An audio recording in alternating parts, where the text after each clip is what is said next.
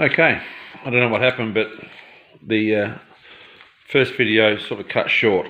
This is how I edit. I just make another video. I don't edit my videos. I have no idea how that happens, nor have I interest in it as well. I wanted to conclude with sealants. These things are, I wouldn't say they're finicky, but they're air-cooled. So what happens is they expand and contract huge amounts.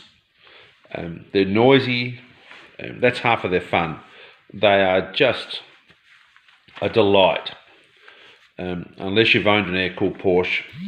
Flugabwehrkanone. God, here we go. That's my SMS. You just don't realise how much character they've got.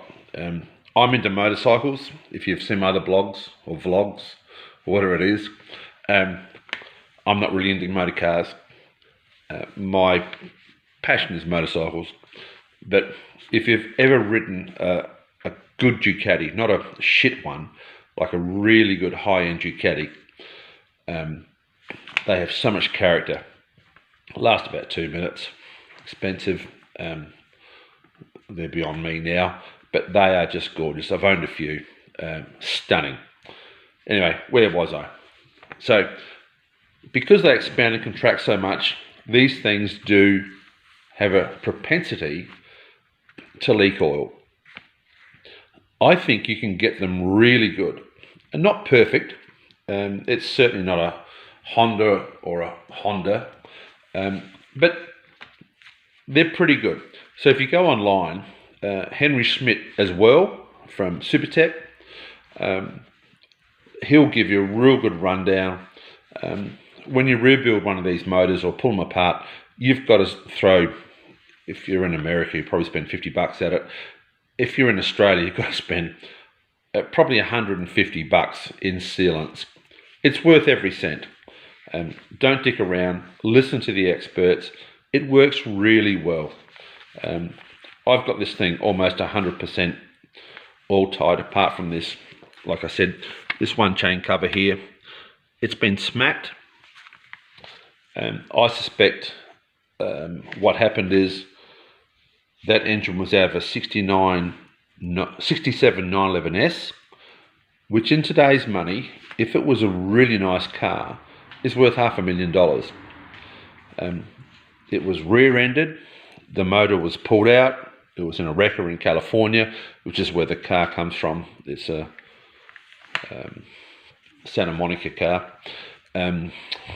I'll go into that story. A professor at UCLA used to have this car. So I would say that it's been smacked. Someone's bought this engine from a wrecker in the 70s, 80s or 90s for $50 and stuck it in this car, which I'm forever grateful. Anyway, I'm digressing. So use what they recommend as far as sealants go. I use that and I can assure you it works. The other thing is top and bottom rocker covers. In America you call them something different. Use the gaskets with the silicone bead and that's it. They are fantastic. They will never leak. They're absolutely perfect. And lastly, JB World.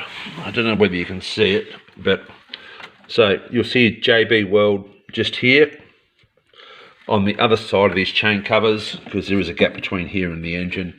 And in the bell housing, there's another 2 freeze plugs. They need to be JB welded.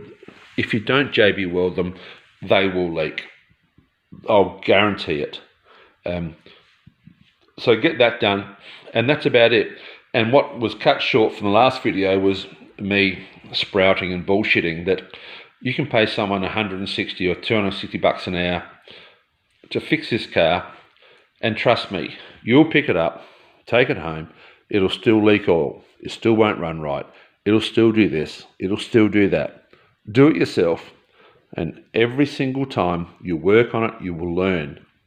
You're better off to buy the tool, invest in that money, go on the internet, speak to people, and you will learn about these things. It's not difficult. This is a very simple engine. This isn't rocket science. You know, this has been around forever. They built them from 65 to 89. So you know they're good. And learning is a great thing. Get with it, learn, and do it yourself. Don't pay someone else to do it, and don't think that the bloke that's talking to you at the workshop knows more than you or is better than you, because I don't think he is. And here's my PC spiel. Same with the girls. If you're a girl and you own this car, and the girls that want to work on it, you know, work on it yourself. You know, girl, boy, or whatever you are, back yourself and have a crack at doing it, because it's not hard. You know, if you have a look underneath this clunker, probably can't see it, but it's a great thing. I don't know if I mentioned it. I will do a video on the car. I've bought it. Got it out of California. Actually, I didn't get it out of California. It's a Californian car, but I got it out of Ohio. I'll do a video, a long-term video on what I've done to it, what I've paid people to do on it, and what I've done. And once again, you can do it yourself. These aren't expensive cars, and they're not expensive to run. They're a wonderful machine. Anyway, I think that's all. That's part 2. We're done. Hang around and I'll do a review on the car, what I've done to it. We'll go for road test and my thoughts on what a short wheelbase Porsche with a 911S engine painted in stunning chalk or crayon, however you want to call it. And we can go into how, believe it or not, this garage is where this car was painted.